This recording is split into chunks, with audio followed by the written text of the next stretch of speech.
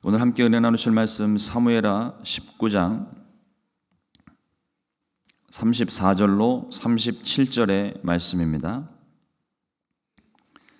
사무엘하 19장 34절로 37절의 말씀, 우리 같이 한 목소리로 합독하시겠습니다. 바르실레가 왕께 아뢰되 내 생명의 날이 얼마나 있사옵기에 어찌 왕과 함께 예루살렘으로 올라가리이까? 내 나이가 이제 80세라. 어떻게 좋고 흉한 것을 분간할 수 있사오며 음식의 맛을 알 수 있사오리이까? 이 종이 어떻게 다시 노래하는 남자나 여인의 소리를 알아들을 수 있사오리이까?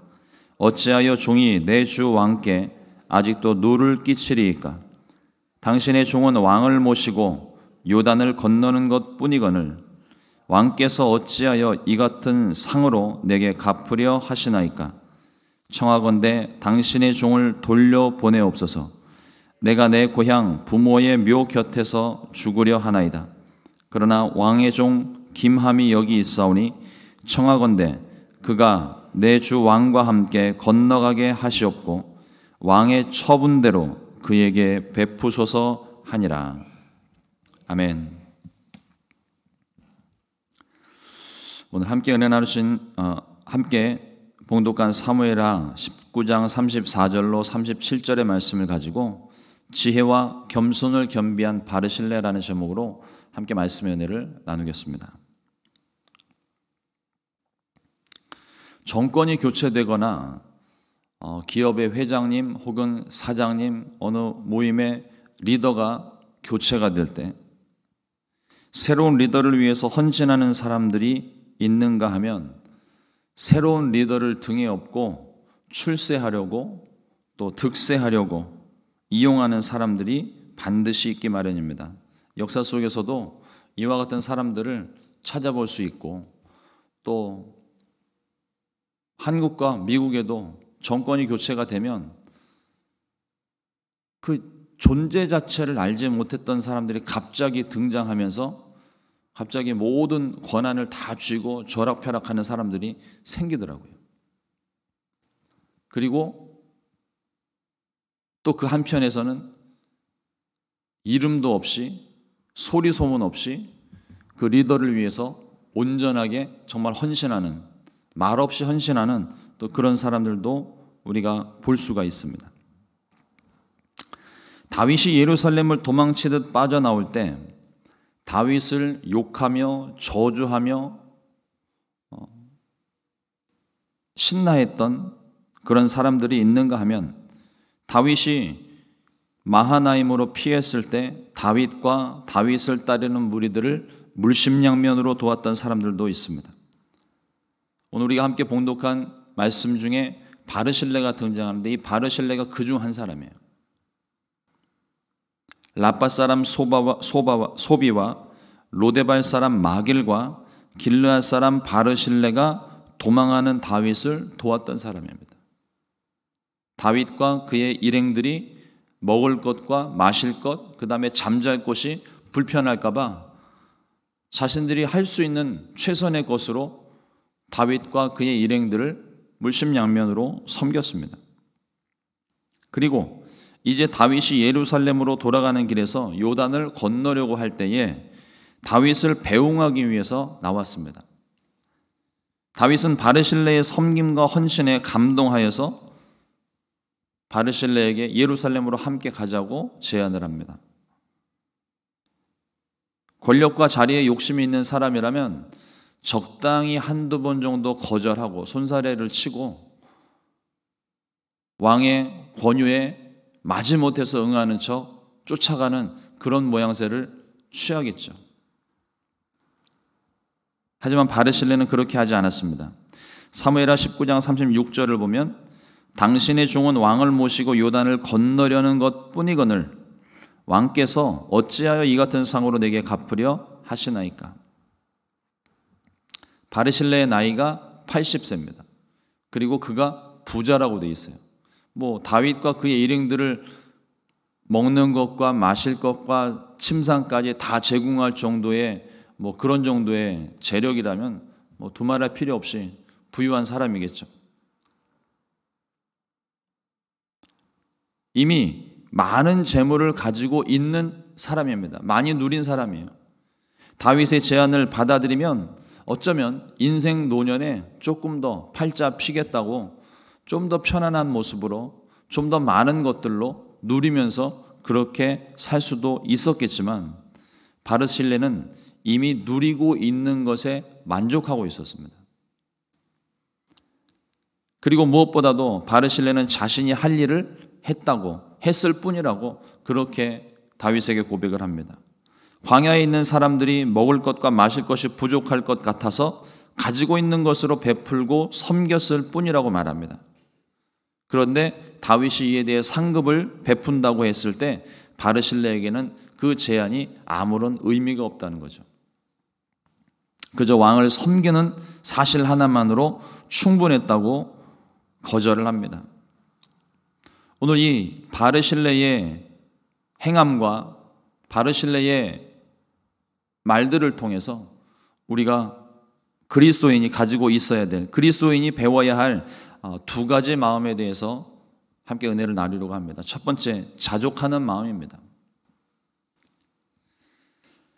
빌립보서 4장 11절로 13절 말씀에 이 자족하는 마음에 대해서 자세하게 사도 바울이 가르치고 있습니다. 내가 궁핍함으로 말하는 것이 아니라 어떠한 형편이든지 나는 자족하기를 배웠노니 나는 비천에 처할 줄도 알고 풍부에 처할 줄도 알아 모든 일 곧 배부름과 배고픔과 풍부와 궁핍에도 처할 줄 아는 일체의 비결을 배웠노라. 내게 능력 주시는 자 안에서 내가 모든 것을 할 수 있느니라. 바울은 부와 가난을 다 경험을 했고 인생의 쓴맛, 단맛을 다 경험했던 사람입니다. 그런데 사도 바울이 이와 같이 고백하고 있는 것은 어떤 상황 가운데도 자족하는 마음, 곧 어떤 상황 가운데도 만족하는 마음, 감사하는 마음, 그것을 배웠다고 고백을 하고 있습니다. 그 이유는 주님 안에 있기 때문입니다. 주님 안에서 할 수 있는 것, 주님 안에서 누릴 수 있는 것, 그것을 설명합니다. 내게 능력 주시는 자 안에서 내가 모든 것을 할 수 있느니라. 반드시 우리가 이 말씀을 우리가 자칫 오해하기가 쉬운 것이 뭐냐면 내가 예수님 믿었으니까 내가 모든 것을 다 할 수 있다. 그냥 믿음 하나면 내가 모든 것을 다 할 수 있다. 그러나 말씀의 맥락을 보게 되면 그런 의미가 아니에요.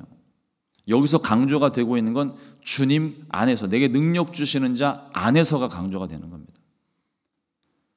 내가 내 능력 가지고서 행하는 일이 얼마든지 할 수 있겠죠. 그러나 그것이 주님 안에 있을 때, 내게 능력 주시는 자 안에서, 그 범위 안에서, 하나님의 뜻 안에서 행하는 것, 그것이 중요한 것입니다.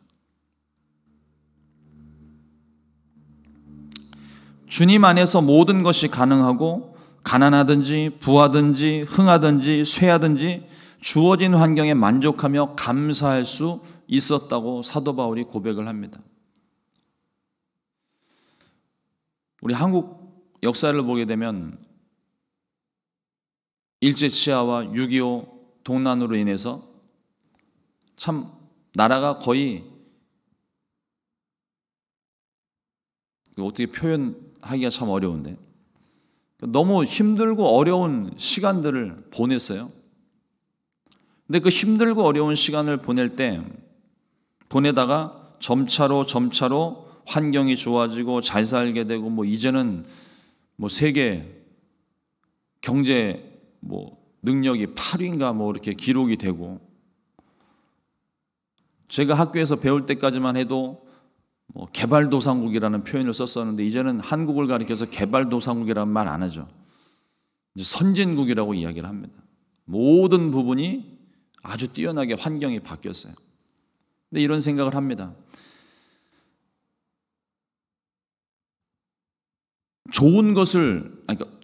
가난하던 사람이 좋은 것을 누리는 건 참 행복한 일이에요.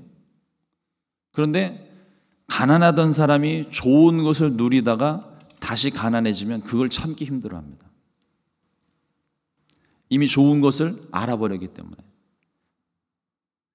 누렸던 것을 그러니까 가난했던 시절 누렸던 모든 것들을 내가 알고 있는데도 불구하고 좋은 것들을 한번 경험하기 시작하면 다시 과거로 돌아가고 싶지 않다는 거죠. 돌아가고 싶지도 않을 뿐더러 다시 돌아갔을 때 그것을 잘 적응을 못합니다. 그런데 사도 바울이 가장 유대 사회 안에서 가장 촉망받고 인정받던 모든 것을 누렸던 그런 사람이었어요. 그랬던 사람이 예수님을 믿고 난 다음에 그의 삶이 변했는데 그 변화된 삶을 보면 이 사람이 감옥의 근처에도 가지 않았던 사람인데 감옥에 잡히기를 수시로 하고 매를 맞기도 하고 죽을 뻔하기도 하고 숱하게 많은 고난들을 당하게 됩니다. 그런데 그 모든 과정 가운데서 바울은 감사의 고백을 하고 있어요. 어떻게 이런 일이 가능할 수 있을까요?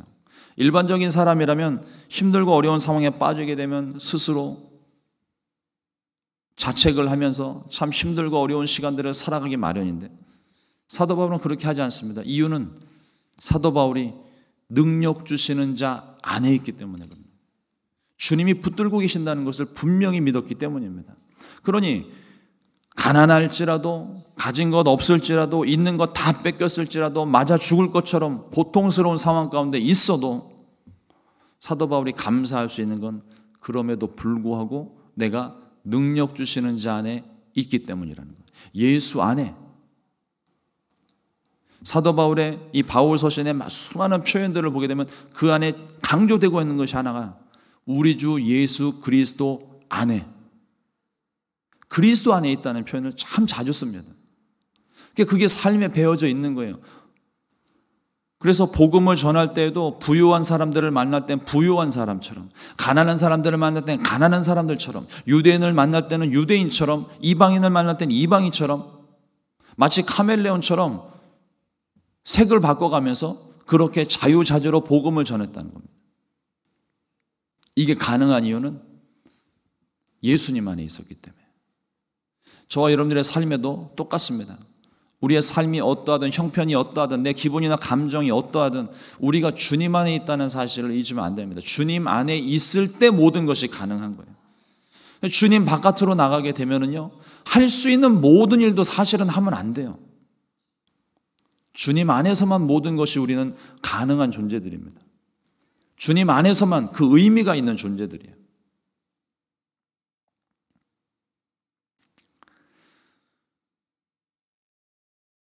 우리의 감사는 우리에게 주어진, 우리가 누리는 환경에 달려있지 않습니다. 우리를 사랑하고 구원하신 주님 때문에 감사하는 거예요. 그러니까 뭐가 있다고 감사하고 없으면 불평하고 원망하는 것이 아니라 있어도 감사, 없어도 감사.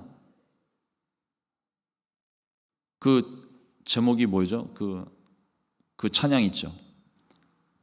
날 구원하신 주 감사. 근데 거기 그 찬양의 가사들 보면 장미꽃 가시도 감사, 찔려서 피가 나도 감사, 어떤 상황에서도 감사. 그렇게 감사할 수 있는 이유는 내가 가지고 있는 것 때문이 아니라, 가지고 있는 게 맞죠. 딱 한 가지. 보배 되신 예수님을 내가 가지고 있기 때문에 어떤 것도 내게는 의미가 없는 것이고 어떤 것도 부족함이 없는 것입니다. 이러므로 저와 여러분들의 삶 속에 항상 이 감사의 고백이 넘쳐나게 되시기를 주님의 이름으로 축원합니다. 둘째로 섬기는 마음입니다. 바르실레의 다윗을 향한 섬김과 베풀음은 대가를 바라는 것이 아니었습니다. 진실된 마음으로 희생하고 섬기는 그런 마음이었습니다. 이것이 진정한 사랑이고 이것이 진정한 존중입니다. 그가 어떤 권력을 가졌기 때문에 그 앞에서는 막 굽신굽신 그 사람을 막 떠받들고 베푸는 것처럼 그렇게 하다가도 그 사람이 가지고 있는 권력이 조금 쇠락한다든지 자리를 벗어나게 되면 사람들은 그 곁을요, 한순간에 떠나더라고요.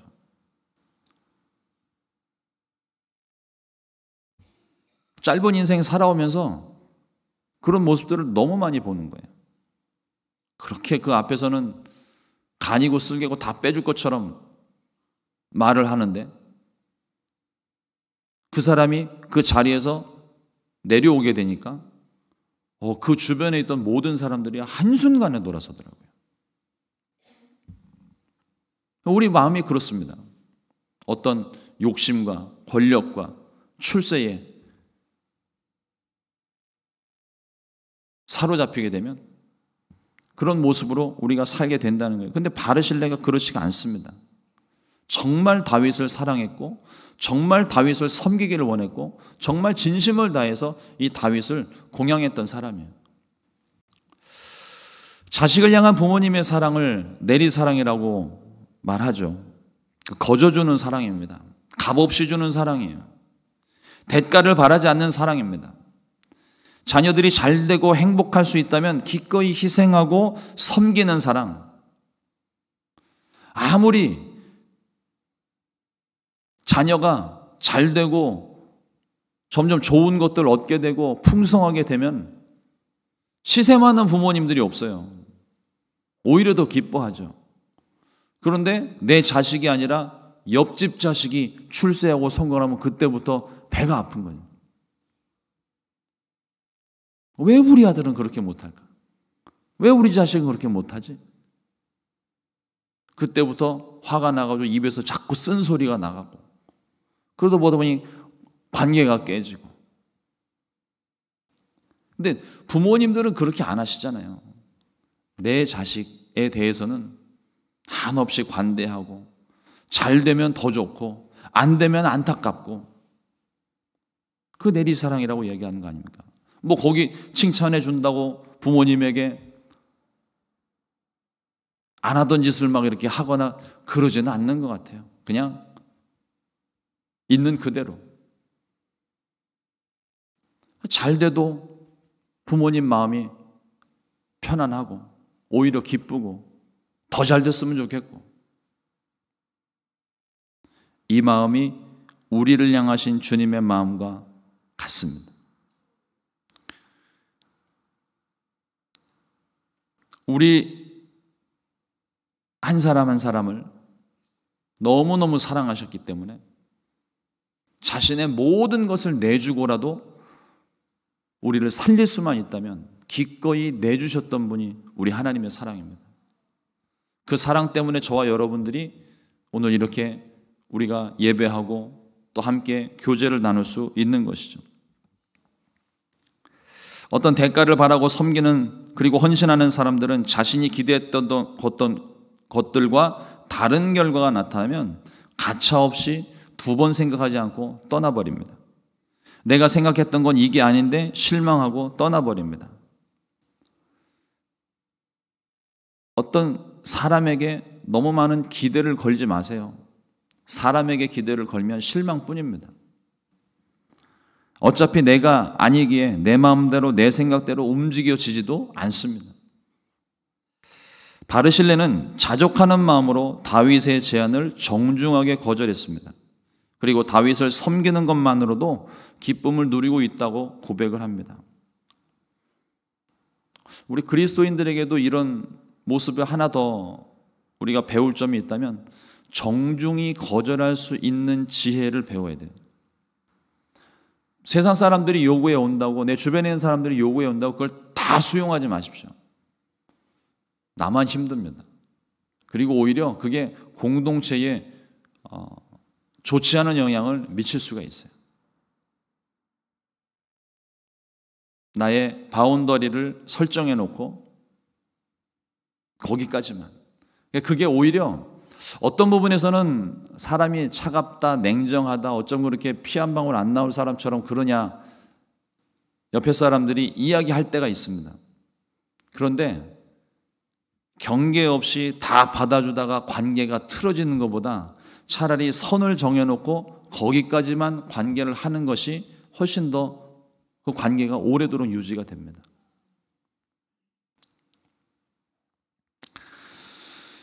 바르실레는 다윗의 청함을 정중히 거절을 하는 대신 김함을 다윗과 함께 가게 했습니다. 이 김함이 누구인지는 몰라요. 근데 아마도 바르실레의 아들이 아닐까 생각을 합니다. 아들이 아니고서야 자신을 대신해서 궁궐로 밀어넣는 부모님이 없겠죠. 김함을 자신이라 생각을 하고 곁에 두고 마음껏 사용하시라고 다윗에게 아뢰었습니다. 다윗이 기쁨으로 바르실레를 축복하고 보내고 김함을 데리고 예루살렘으로 들어가는 것까지. 이 바르실레와 같이 세상 욕심과 욕망에 사로잡히지 않으려면 더 귀하고 중요한 것을 우리가 가져야 됩니다. 주님입니다. 주님 한 분이면 충분하다는 마음. 내 삶의 모든 것 되시는 주님을 모시면 세상 부귀영화가 다 의미 없어지는 거죠. 다들 은행 어카운트 하나씩들 가지고 계실 텐데 은행 어카운트에 100만 달러가 있다고 생각해 보십시오. 아쉬운 소리 할 필요도 없고 페이먼트가 매달 쫓아오는데 그게 온들 상관없고 언제든지 해결할 수 있는 담대함이 있잖아요. 세상이 두 쪽 나도 100만 달러인데 조금 더 공 하나 더 붙여볼까요? 1000만 달러 정도 있다고 한번 생각해 보십시오. 세상 끄떡 없습니다. 전쟁이 나거나 말거나.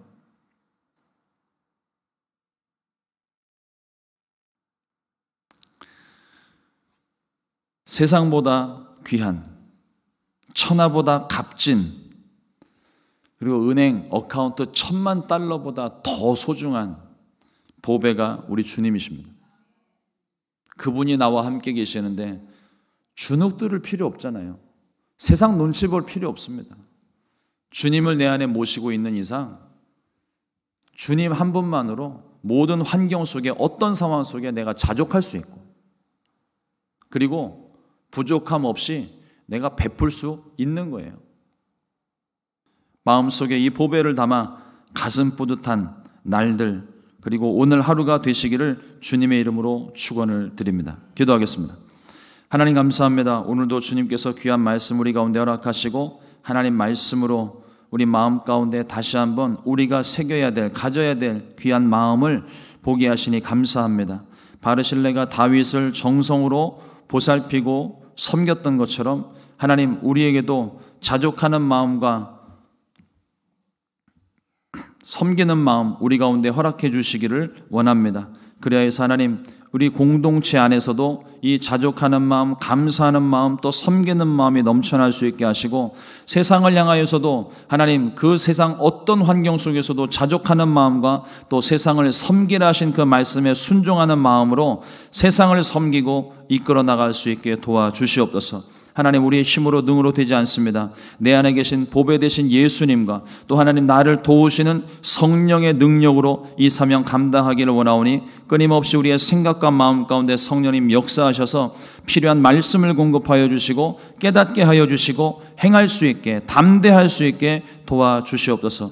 우리 순복음 시카고 교회가 이 시카고 지역에 하나님 그와 같은 존재가 되기를 원합니다. 우리 가운데 베푸신 은혜로 날마다 감사할 수 있게 도와주시고 또 우리에게 베푸신 것들로 인하여 하나님 진심을 담아 우리가 이 시카고를 섬길 수 있게 주님께서 은혜를 베풀어 주시옵소서. 오늘도 주님과 함께 동행하며 승리하기를 간절히 소망하고 예수님의 이름으로 기도드렸습니다. 아멘. 주님과